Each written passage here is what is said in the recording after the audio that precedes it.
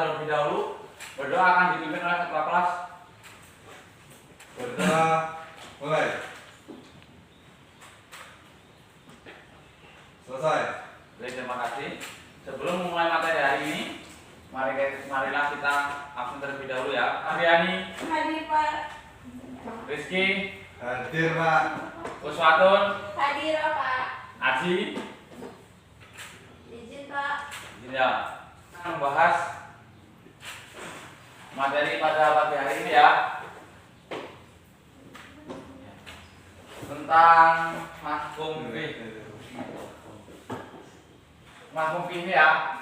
Iya Pak. Untuk kisi-kisi UTS depan. Ada yang tahu mahkum fiqh itu apa? Ya Mbak Ade. Mahkum fiqh artinya objek hukum, yaitu perbuatan mukallaf yang terkait dengan kitab syar'i. Secara terminologi, mahkum fiqh adalah perbuatan yang harus dilaksanakan oleh mukallaf yang dinilai hukumnya. Jadi biasa disimpulkan bahwa mahkum fiqh merupakan perbuatan mukallaf yang menjadi objek hukum syara. Oke, benar sekali. Ada yang tahu dalilnya seperti apa? Pak Nur Fajrani. Dalilnya wal fi'lul mukallafil ladzi ta'allaqu bihi hukumus syar'i. Oke, benar sekali. Artinya, Pak? Suatu perbuatan mukallaf yang bertalian atau berkaitan dengan hukum syara. Oke, benar sekali. Oke, kita lanjutkan materi selanjutnya, yaitu tentang syarat-syarat talifi. Ada yang tahu syarat-syarat talifi itu apa aja? Oke, kita bagi dua ya, Mbak Uwu sama Mbak Fajri. Yang pertama itu Mbak Nur Fajri. Mukallaf harus mengetahui perbuatan yang dilakukan secara sempurna dan rinci, sehingga suatu perintah atau larangan dapat dilaksanakan secara utuh seperti yang dikehendaki oleh al-hakim. Oke. Yang kedua itu mukallaf harus mengetahui sumber taklif. Artinya ia harus mengetahui bahwa tuntutan itu dari Allah, sehingga ia melaksanakannya berdasarkan ketaatan dengan tujuan melaksanakan titah Allah semata. Oke, yang terakhir Mbak Uus. Perbuatan itu haruslah sesuatu yang mungkin untuk dilaksanakan atau ditinggalkan dalam batas kemampuan manusia, Pak. Oke, benar sekali. Kita lanjut ya tentang musyaqqah. Musyaqqah, ada yang tahu musyaqqah itu apa? Musyaqqah itu kesulitan, Pak, dalam taklif. Oke, benar sekali. Musyaqqah itu dibagi menjadi berapa? 2, Pak. Oke. Mbak Fajri yang pertama musyaqqah apa? Muqtadah, Oke. Musyaqqah muqtadah yang artinya kesulitan yang bisa diatasi oleh manusia tanpa membawa kemudaratan baginya. Oke, selanjutnya yang kedua musyaqqah ghairu muqtadah, yaitu Mbak Ade. Suatu kesulitan yang biasanya tidak mampu diatasi oleh manusia karena bisa mengancam jiwa, Oke, mengacaukan sistem kehidupan manusia, baik secara pribadi maupun masyarakat. Secara pada umumnya kesulitan seperti ini dapat menghalangi perbuatan yang bermanfaat, Pak. Oke, benar sekali. Dibagi menjadi dua ya tadi ya, musyaqqah al-muqtadah dan musyaqqah ghairu muqtadah. Ya, Pak. Sekarang masuk lagi tentang macam-macam al-mahkum fiqh. Ada yang tahu syarat mahkum fiqh itu terdiri atas berapa? Pak, Ya, Pak Nur Fajriani. perbuatan itu secara material ada, tetapi tidak terkait dengan hukum syara seperti makan dan minum. Oke, benar sekali. Yang selanjutnya yang kedua, ada yang tahu? Pak Uswatun yuk. Perbuatan yang secara material ada dan menjadi sebab adanya hukum syara, seperti pencurian dan pembunuhan yang menjadi sebab adanya hukum syara berupa hudud dan qisas. Oke, benar sekali. Yang ketiga, Mbak Ade. Yang ketiga, perbuatan yang secara material ada dan baru bernilai dalam syarat jika sudah memenuhi rukun dan syarat yang ditentukan seperti sholat dan zakat, Pak. Oke, benar sekali. Yang terakhir, ada yang tahu? Pak Nur Fajriani. Perbuatan yang secara material ada dan diakui syara serta menjelaskan adanya hukum syara yang lain seperti jual beli dan sewa menyewa. Artinya adanya perpindahan hak karena adanya jual beli dan adanya hak menerima upah sebagai akibat dari akad sewa menyewa tadi. Oke, benar sekali. Oke, selanjutnya kita akan membahas tentang mafhum fi ini dibagi ke dalam 4 bentuk. Ada yang tahu berapa 4 bentuk itu seperti apa? Gimana Pak? Mafhum fi ini dibagi ke dalam 4 bentuk. Yang pertama itu ada yang tahu? Saya Pak. Coba. Semata-mata hak Allah, yaitu segala yang menyangkut kemaslahatan umum tanpa terkecuali. Kedua, hak hamba yang terkait dengan kepentingan pribadi seseorang, seperti ganti rugi harta seseorang yang dirusak.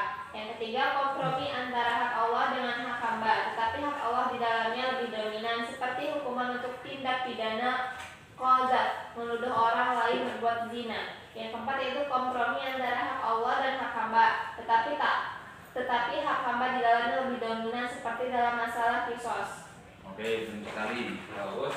Oke, selanjutnya materi yang terakhir ini baru pertemuan yang kemarin, ada yang tahu, masih ingat apa? Hak Allah dan hak hamba. Oke, benar sekali. Hak Allah dan hamba. Apa arti hak Allah itu apa? Hak Allah adalah setiap perbuatan mukallaf yang memiliki implikasi luas dan berhubungan dengan kepentingan masyarakat umum. Oke. Yang selanjutnya hak hamba itu seperti apa? Ada yang tahu? Ya, Mbak Nur Wasiani. Hak hamba adalah setiap perbuatan yang tidak memiliki implikasi di luar dari diri si mukallaf. Tujuan dari perbuatan tersebut semata-mata untuk kepentingan dirinya sendiri, dan dalam pelaksanaannya dia memiliki pilihan atau alternatif. Oke, benar sekali ya. Ada 8 macam dari hak ini ya.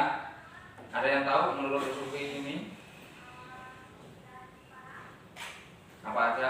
Ada 8 macam. Yang pertama itu ada yang tahu? Nggak tahu Pak. Ada tahu ya, yaitu ibadah mahdam atau murni. Seperti apa? Nggak tahu Pak. Seperti iman dan rukun Islam. Oke, benar sekali. Yang selanjutnya ada yang tahu ibadah yang mengandung makna bantuan atau santunan? Seperti apa? Zakat fitrah Pak. Oke. Selanjutnya bantuan atau santunan yang mengandung makna ibadah seperti Zakat hasil yang dikeluarkan dari bumi. oke, benar sekali. Yang selanjutnya biaya atau santunan yang mengandung makna hukuman seperti apa? Kharaj, pajak bumi yang dianggap sebagai hukuman bagi orang yang tidak ikut jihad. Oke, benar. Hukuman yang selanjutnya hukuman secara sempurna dalam berbagai tindak pidana. Ada yang tahu? Hukuman berbuat zina, didera atau dirajam. Hukuman pencurian, potong tangan. Hukuman kadzab, dera 80 kali. Dan hukuman-hukuman terhadap tindak pidana takzir. Oke, benar sekali. Yang selanjutnya hukuman yang tidak sempurna. Ada yang tahu? Seperti seseorang yang tidak diberi hak waris atau wasiat ya. Ya Pak. Yang selanjutnya hukuman yang mengandung makna ibadah. Ada yang tahu? Seperti kafarat sumpah, kafarat jihad, dan kafarat orang yang melakukan senggama di siang hari di bulan Ramadan Pak. Oke. Yang terakhir itu hak yang harus dibayar. Seperti apa? Kewajiban mengeluarkan seperlima harta terpendam dan harta rampasan perang. Oke, benar sekali ya. Semua bentuk hukuman ini adalah hak murni bagi Allah ya. Semua itu untuk merealisir kemaslahatan manusia secara umum.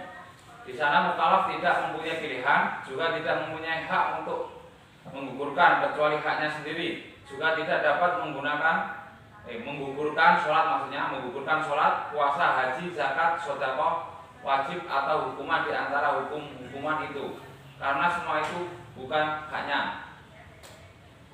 Nah, selanjutnya hak-hak hamba ini dibagi menjadi 2. Ada yang tahu?